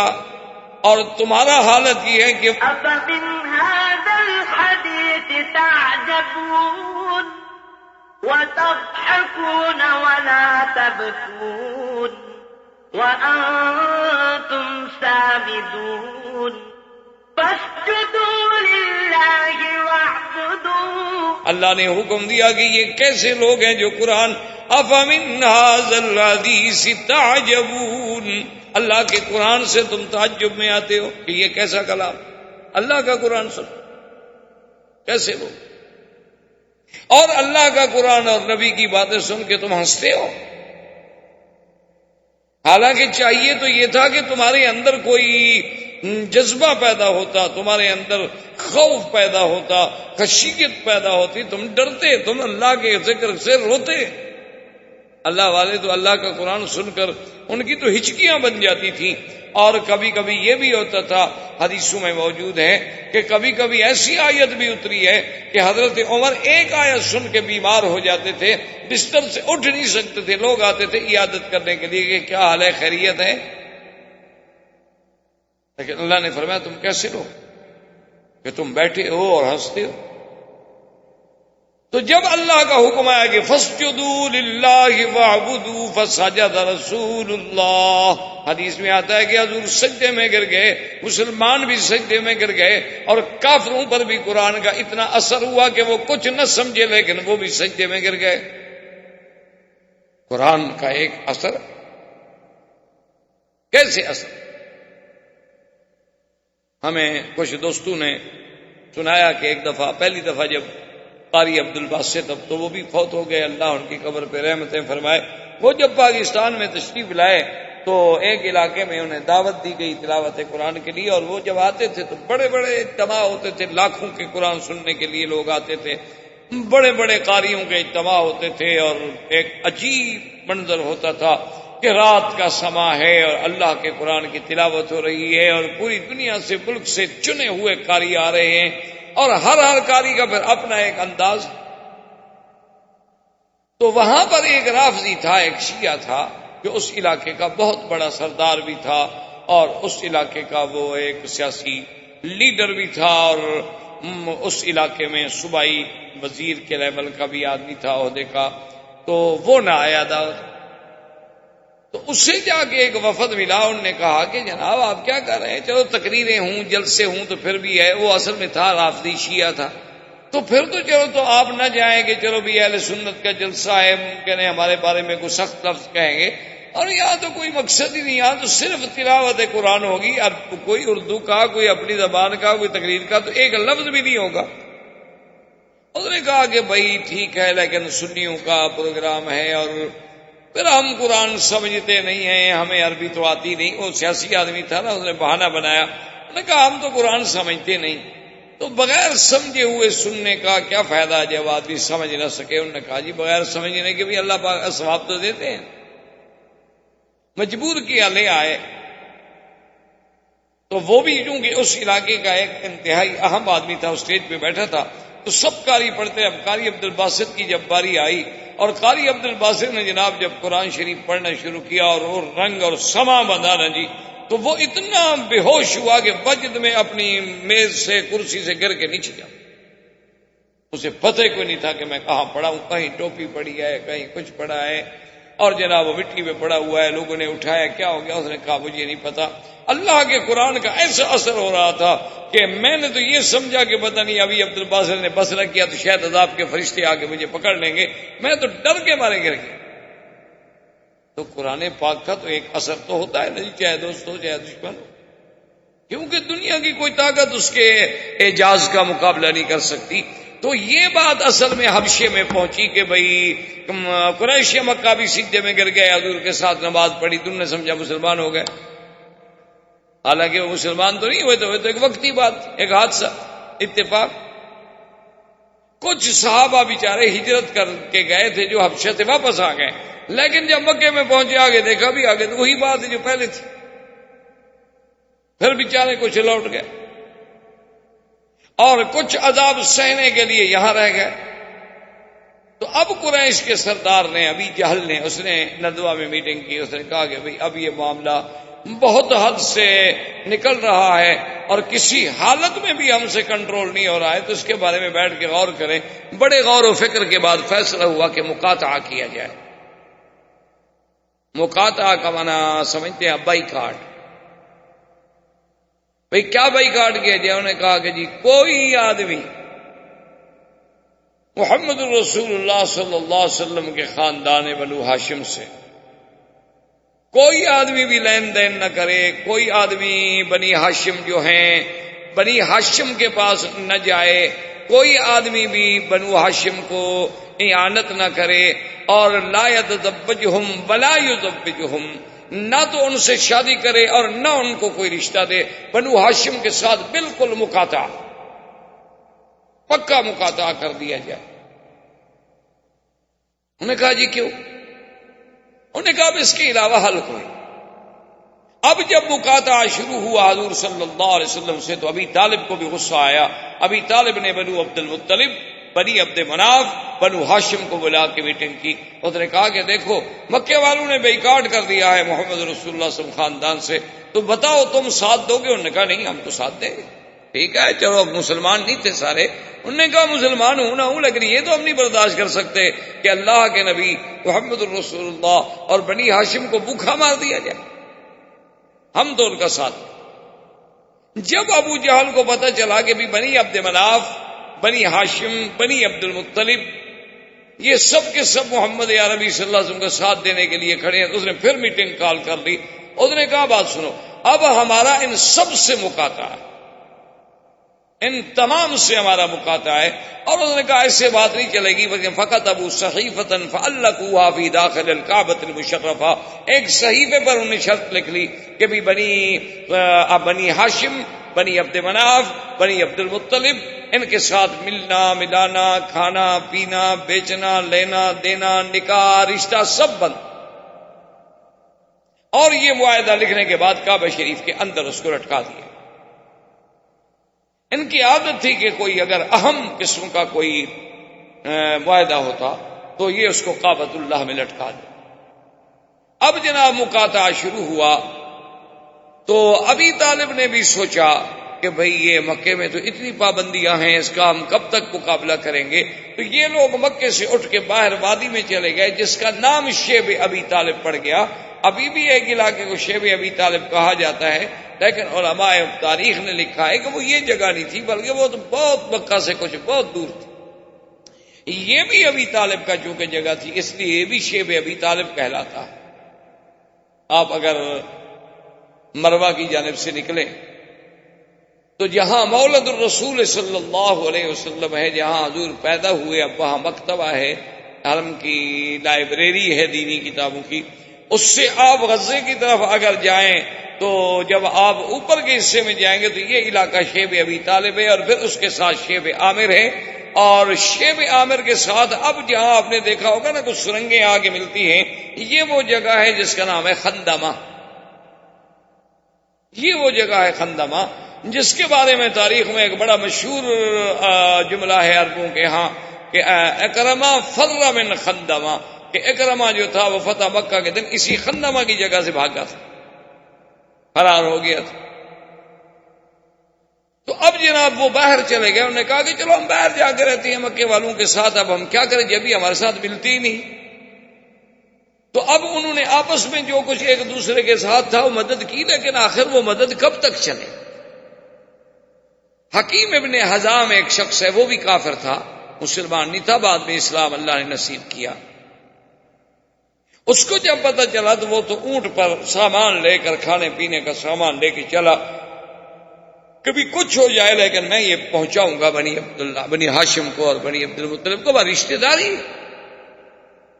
تو جب وہ حکیم ابن حزام آیا مکہ کے قریب تو ابھی جہل راستے میں مل گیا بدبخت، اس نے کہا الی این یا ابی حکیم ابن حزام، فقال ھذا شانی، انہوں نے کہا کہاں جا رہے ہیں؟ کہا میری مرضی، کیوں جھوٹ بھی تو نہیں بولنا چاہتا تھا۔ اس نے کہا ہاں ہاں مجھے پتا ہے کہ تم یہ بنی ہاشم کی مدد کے لیے جا رہے ہو، تمہاری رشتے داری ہے نا بنی عبد المطلب کے ساتھ، تو آج تمہارا دل بھی پسیج گیا۔ اس نے کہا چھوڑو میں جہاں بھی جا رہا ہوں میری مرضی۔ اس نے کہا کہ نہیں یہ نہیں ہو سکتا، میں تمہیں نہیں چھوڑ سکتا کہ تم جا کے میرے دشمنوں کو کھانے پہنچاؤ۔ فجاء ابی البختری، ابی البختری نامی ایک شخص تھا، وہ بھی آ گیا، وہ بھی سرداروں میں سے تھا۔ اس نے کہا کیا بات ہے؟ حکیم بن نظام نے کہا کہ دیکھو میں جا رہا ہوں، اور یہ ابھی جہل کہتا ہے کہاں جا رہے؟ میں نے کہا میری مرضی میں جہاں جاؤں۔ تو اس نے کہا ابھی جہل سے، اس نے کہا ابھی جہل عجیب بات ہے، حکیم ابن نظام کوئی عام آدمی ہے، وہ بھی تو سردار ہے، کیا تم ہر آدمی کے گلے میں لگ رہے ہو؟ تو وہ حر ہے، آزاد ہے، اس کی مرضی جہاں جائے۔ انہوں نے کہا نہیں یہ تو میرے دشمنوں کو کھانے خوراک پہنچانے کے لیے جا رہا ہے، اور ہم نے تو ان کا حصار کیا ہوا ہے، اقتصادی بائیکاٹ کیا ہوا ہے ان کے ساتھ، اور ہم ان کو تکلیف دینا چاہتے ہیں، اگر ان کو خوراک پہنچتی رہے تو تکلیف تو ختم ہو گئی۔ لیکن ابی البختری نے کہا، اس نے کہا ابی جہل ہٹ جاؤ۔ ابی جہل نے کہا نہیں ہٹوں گا۔ تو ابی البختری نے مارا ابی جہل کو، ابی جہل وہاں سے شرمندہ ہو کر اس نے کہا تم کون ہو کہ ہر سردار کا راستہ روکتے ہو؟ اگر یہ ہے تو پھر میں بھی اس کے ساتھ۔ اتنے واقعات کے باوجود بھی لیکن سوال ہے کہ جی وہ کھانا کہاں پورا ہو، حتیٰ کہ ایسا وقت بھی آ گیا ہے کہ اس محاصرے کے دوران ایک شخص جو بنی عبد المطلب سے تعلق رکھتا ہے وہ کہتا ہے کہ میں رات کو گیا، ایک مردہ اونٹ پڑا ہوا تھا، تو اس کا سب کچھ اندر سے تو کھایا جا چکا تھا، صرف اس کی کھال پڑی ہوئی تھی، تو میں کھال اٹھا کے لایا، اس کو ہم نے دھویا، دھونے کے بعد اس کو ہم پکا پکا کے کھاتے رہے کہ اور کوئی چیز ہی نہیں۔ آج تو ہم گھر میں بیٹھ کے اللہ کی 10 نعمتیں کھاتے ہیں اور اللہ کا شکر نہیں کرتے۔ دیکھیں کہ اللہ کے نبی ہیں اور ان کا جرم کیا ہے کہ اتقتلون رجلا ان یقول ربی اللہ، کہ کیا تم ایسا آدمی کو قتل کرنا چاہتے ہو؟ جرم کیا ہے کہ وہ یہی کہتا ہے کہ اللہ ایک ہے، بس یہ جرم۔ بھئی تم اسلام نہیں لانا چاہتے نہ لاؤ۔ یہی کافروں کی الٹی منطق ہے، یہی وہ کافروں کی ابتداء آفرینت سے لے کر آج تک الٹی منطق ہے کہ اگر خود کوئی بات کریں تو کہتے ہیں جی یہ تو حریت ہے، انسانی حقوق کی بات ہے اور انسان کے حقوق ہیں، لیکن کیا وہ حقوق مسلمانوں کے نہیں ہیں؟ کیا مسلمان انسان نہیں ہے؟ اگر حقوق انسانی کے تم اتنے بڑے علمبردار ہو تو جہاں 50 لاکھ مسلمان شہید ہوتا ہے وہاں تمہیں حقوق انسانی نظر نہیں آتا۔ یہی حال اس وقت بھی تھا کہ ابو جہل اور تمام کافر، ابی لہب، عتبہ، عتیبہ، شیبہ، ربیعہ، ولید بن المغیرہ، اعداء اسلام، ان کے گھروں میں تو کھانے پک رہے ہیں، اور بنو عبد المطلب کے گھر میں، ابی طالب کے گھر میں، بنی ہاشم کے گھر میں سیدنا محمد الرسول اللہ صلی اللہ علیہ وسلم کے گھر میں فاقہ۔ اسی لیے علماء نے لکھا ہے کہ جس عالم کی تقریر پر یا جس جماعت کی تحریک پر، تنظیم پر، کام پر کوئی مخالف نہ ہوں، سب راضی ہوں، تو سمجھ لو کہ وہ حق کی جماعت نہیں، کیونکہ اگر سب راضی ہوتے تو پھر تو حضور پہ راضی ہوتے، حضور سے بڑی شان کس کی ہے؟ سب راضی ہوتے تو پھر تو صحابہ بھی راضی ہوتے. سب راضی ہونے کا معنی یہ ہے کہ وہ مولوی کبھی حق کا کلمہ نہیں کہتا، بلکہ وہ ہر لوگوں کو خوش کرتا رہتا ہے. محرم آیا تو شہادت حسین پڑھ دی، 11ویں کا دن آیا تو 11ویں شریف کی فضیلت بیان کر دی، کوئی عرس شریف کا مقام آیا تو حضرت معین الدین اجمیری کی کراماتیں سنا دی، کوئی حضرت محبوب گیلانی کو ماننے والے لوگ زیادہ آ گئے تو حضرت گیلانی کے فضائل بیان کر دیے. اور دیکھا کہ ماشاءاللہ کچھ لوگ اس قسم کے بھی آئے ہیں، تازہ مکہ سے ہو کے آئے، ان پر کچھ توحید کا تھوڑا تھوڑا اثر ہے، تو ایک آدھی تقریر توحید پہ بھی کر دی تاکہ سب خوش رہیں، سب راضی رہیں. تو اس قسم کے لوگ مداہن ہوتے ہیں، اللہ کے دین کو صحیح بیان نہیں کرتے. ورنہ حق بات بیان جب آپ کریں گے، اگر 10 آدمی راضی ہوں گے تو 2 تو ناراض ضرور ہوں. جب مقاطعہ کی اتنی بڑی صورت ہو گئی تو ایک دن بیٹھے بیٹھے عمر ابن ہشام ایک شخص تھے، اس کے دل میں خیال آ گیا کہ کتنا بڑا ظلم ہے کہ بھئی ہم سب کھانے کھائیں، سودے لیں. اور پھر ابو جہل کیا کرتا کہ باہر سے کوئی قافلہ تجارتی آ رہا ہے تو راستے میں پہنچ جاتا کہ اچھا بھی یہ کتنے کی ہے بوری؟ اس نے کہا 100 ریال. اس نے کہا میں 200 دیتا ہوں، لیکن بڑی عبد المطلب کو نہیں دینی. وہ سارا خرید لیتا، اسٹاک کر لیتا. لیکن میرے آقا سرکار دو عالم اس تکلیف کے باوجود، اس تنگی کے باوجود، اس جو کے باوجود اپنی دعوت پہ، اپنے مشن پہ قائم. مجال ہے کہ ایک دن بھی حضور کی دعوت میں تھوڑا سا کمزوری آئی. اس نے سوچا، اس نے کہا کہ چلو میں اکیلا تو کچھ نہیں کر سکتا. وہ آیا پھر حکیم ابن حزام کے پاس. اس نے کہا یار یہ بڑا ظلم نہیں ہے؟ اس نے کہا ہم کیا کریں؟ اس نے کہا وہ صحیفہ جو انہیں لکھ کے کعبہ شریف میں لٹکایا ہوا ہے نا، اس صحیفے کو پھاڑ ڈالتے ہیں، کہتے ہیں بھی ختم کرو، یہ کیا غلط معاہدہ ہے. انہوں نے کہا ہم 2 آدمی بھی کیسے پھاڑ سکتے ہیں؟ ادھر تو قبیلہ ہیں، اتنے بڑے قبیلے ہیں، ہم 2 آدمی کے. انہوں نے کہا چلو ایسا کرتے ہیں کہ چلو کوشش کرتے ہیں کہ ایک آدمی، آدھا آدمی ہمارے ساتھ اور بھی مل جائے. تو وہ زہیر کے پاس آئے، اس سے بات کی. اس نے کہا کہ اس مسئلے میں تو بھائی میرا بھی دل کہتا ہے میں تمہارے ساتھ. انہوں نے کہا دیکھو اب ہم 3 آدمی تو ہو گئے. لیکن ہشام جو تھا وہ آدمی بڑا سمجھدار تھا. وہ کہنے لگا یار 3 آدمی بھی کوئی اتنی بڑی طاقت نہیں ہوتی، کیوں نہ ہم ابو البختری سے بات کریں. ابو البختری کے پاس ہے. اس نے کہا میں بھی تمہارے ساتھ ہی، یہ تو واقعی زیادتی کی بات. ابو البختری نے کہا کہ عبداللہ ابن اسود سے بھی بات کرو. اس کے بعد نے کہا میں بھی تمہارے ساتھ ہوں، یہ تو واقعی زیادتی ہے کہ بھئی ایک مقاطعہ کر دیا جائے اور زندہ انسانوں کو مار دیا جائے، ان کو خوراک نہ جانے دی جائے. تو اب یہ 5 آدمی آئے، اور جب مکے کے سردار دار الندوہ میں کعبۃ اللہ کے قریب بیٹھے ہوئے تھے تو ان میں سے ایک کھڑا ہوا اور اس نے کہا کہ اے قریش مکہ کے سرداروں، بات سن لو، اسلام لاؤ نہ لاؤ، دین نبی قبول کرو نہ کرو، لیکن یہ کسی کو حق نہیں پہنچتا کہ ان کا مقاطعہ کرے اور ان کے ساتھ بائیکاٹ کر دے اور حصار اقتصادی کر دے کہ دانا بند، کھانا بند، ہر چیز بند. یہ کیا ظلم ہے؟ ابو جہل اٹھا، اس نے کہا کیا کہہ رہے ہو؟ اس نے دبانا چاہا، اتنے میں دوسرا کھڑا ہو گیا، اس نے بھی وہی شور کیا. تو ابو جہل کے بھی 1-2 ساتھی کھڑے ہوئے تھے، اس کا تیسرا کھڑا ہو گیا، اس کا ایک اور ساتھی کھڑا ہوا تو ادھر سے ابو البختری کھڑا ہو گیا. جب یہ 5 آدمی کھڑے ہوئے تو اب وہ بھی ڈر گئے کہ آخر بھی یہ بھی تو 5 آدمی ہیں اور یہ بھی تو قبیلے والے ہیں. اور نے کہا کہ دیکھو قریش مکہ دیکھ لو، ابھی ہم کعبہ شریف کے اندر جا رہے ہیں اور جو تم نے وہ صحیفہ لکھ کے لٹکایا ہے، وہ اللہ کے نبی کے خلاف جو تم نے معاہدہ لکھا ہے نا، ابھی ہم اس کو لاتے ہیں اور پھاڑتے ہیں تمہارے سامنے. جرأت ہے تو پھر ہمارا بھی مقابلہ کرو.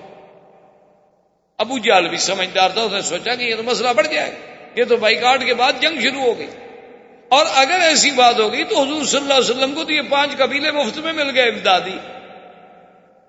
تو وہ چپ رہا.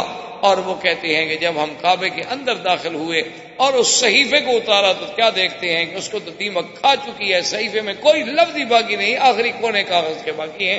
اللہ کو بھی یہ منظور تھا کہ یہ معاہدہ باقی نہ رہے. اور وہ باہر لے کے آئے، انہوں نے آ کے قریش کو دکھلایا، انہوں نے کہا ظالموں، جو تم نے معاہدہ کیا تھا دیکھو کعبۃ اللہ میں دیمک کیسے آ گئی، اور ایک لٹکتی ہوئی چیز کو کیسے اس نے ہضم کر دیا. تو اس کا مطلب یہ ہے کہ وہ رب کعبہ بھی یہ چاہتا ہے کہ یہ ظلم ہے اور ظلم کبھی قائم نہیں رہتا. تو اب وہ مقاطعہ تھوڑا سا ختم ہو گیا. تو حضور صلی اللہ علیہ وسلم نے سوچا، اور اس وقت تک تقریباً 70 آدمی جو تھے وہ اسلام لا چکے، 83 آدمی حبشے میں موجود تھے، اور 70 آدمی جو تھے وہ مکے میں موجود تھے جو اسلام لا چکے تھے. بعض لوگ جو تھے وہ کھل کے کہہ دیتے تھے حضرت عمر کی طرح، لیکن اکثر لوگ جو تھے وہ اپنے آپ کو چھپا کے رکھتے تھے، جرأت کے ساتھ کھل کے میدان میں نہیں آتے. ابھی حضور صلی اللہ علیہ وسلم سوچ رہے تھے کہ وہی سال ہے کہ جس میں پھر ابی طالب فوت ہو.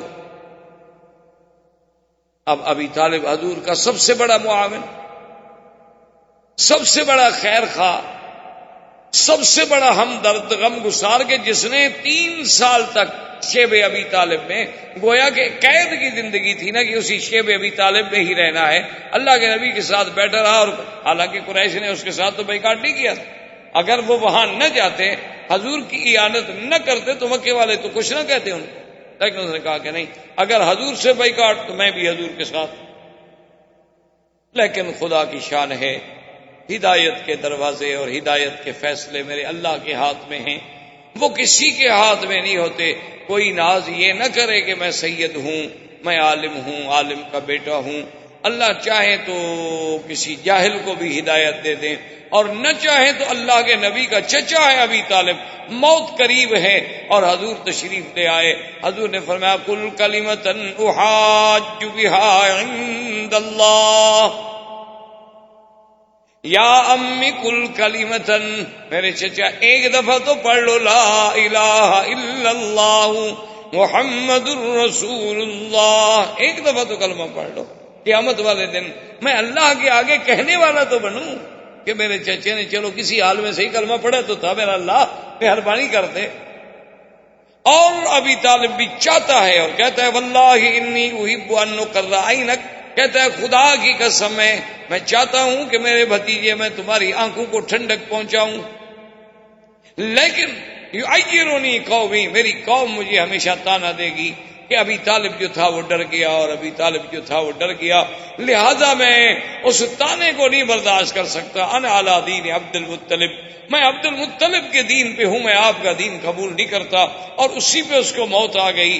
فقام رسول اللہ صلی اللہ علیہ وسلم حزینا، حضور صلی اللہ علیہ وسلم اتنے غمگین ہوئے، اتنے غمگین ہوئے کہ جس کی کوئی حد نہیں تھی. اللہ نے قرآن نازل فرمایا انک لا تہدی من احببت ولکن اللہ یہدی من یشاء، کہ میرا بدنی آپ کے ہاتھ میں تو ہدایت نہیں، کہ جس کو آپ محبوب رکھیں اس کو ہدایت دینے میری مرضی. میں چاہوں تو حضرت نوح کے بیٹے کو بھی ہدایت نہ دوں، میں چاہوں تو ابراہیم کے ابا آزر کو بھی ہدایت نہ دوں، اور میں چاہوں تو فرعون کی بیوی کو مومنہ بنا دوں. یہ تو میری مرضی ہے، یہ تو میرا نظام ہے، اس میں تو کوئی دخل نہیں دے سکتا. کتنے بڑے بڑے علماء ہیں جن کی اولاد جاہل، کتنے لوگ ہیں جو ان کے ماں باپ بالکل الف جاہل لیکن اولادیں بڑے بڑے علم حاصل کر چکی. یہ اللہ کی شان ہے، اللہ کا نظام ہے. اچھا خدا کی شان دیکھیں کہ ایک طرف دشمنوں کا مقابلہ اور دوسری طرف جو معاون، ایک معاون تھا مکے میں وہ بھی مر گیا. کوئی ایک امتحان تو نہیں آیا حضور پہ. اور ابھی 2-3 مہینے گزرے تھے کہ سیدہ خدیجہ بھی فوت ہو. 3 مہینے یا اس سے کچھ کم زیادہ. سیدہ خدیجہ رضی اللہ تعالی عنہا محسنہ اسلام، حضور کی سب سے پہلی بیوی، حضور کی تمام اولاد کی ماں، اور سب سے بڑی محسنہ، جس نے اپنا مال، اپنا سب کچھ جو تھا وہ حضور پہ لٹا دیا، وہ بھی فوت ہو گئی. اسی لیے اس سال کو عربی میں کہتے ہیں عام الحزن. یہ تو سال ہی غم کا تھا بھائی، اس لیے اس کو عام الحزن، عام الحزن سے تعبیر کیا جاتا ہے کہ ہر طرف سے غم ہی غم. لیکن اللہ کے رسول کے پائے استقلال میں کوئی لچک، اپنی بات پہ قائم. اب حضور صلی اللہ علیہ وسلم نے سوچا، کیونکہ حالات کچھ ایسے ہو گئے کہ جب تک ابو طالب زندہ تھا تو مکے کے بڑے بڑے سردار جو تھے نا، وہ تو حضور کے سامنے آ کے گستاخی کرتے تھے. جیسے ابو جہل تھا، ابو لہب تھا، عتبہ عتیبہ تھا، ولید بن المغیرہ تھا، ابی بن خلف تھا، عقبہ بن ابی معیط تھا. یہ لوگ تو گستاخیاں کرتے تھے، لیکن عام آدمی کو ضرورت نہیں ہوتی تھی کہ حضور کے سامنے گستاخی کرے. لیکن جب ابی طالب فوت ہو گئے، اب تو پھر ہر بندہ شیر ہو. اب تو صفحائے مکہ عام بچے بھی حضور جہاں سے گزرتے تو نعوذ باللہ گالیاں، حضور جہاں سے گزرتے پتھر برساتے، حضور جہاں سے گزرتے راستے میں کانٹے بچھا دیتے۔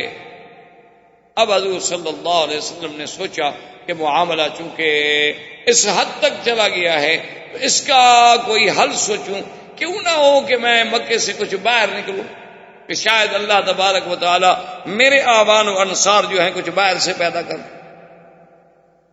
حضور صلی اللہ علیہ وسلم یہ سوچ کر طائف کے لیے نکلے، چونکہ سب سے قریبی شہر اس وقت طائف تھا، اور آپ اسی سے اندازہ کریں کہ حضور نے یہ سفر جو ہے پیدل طے فرمایا۔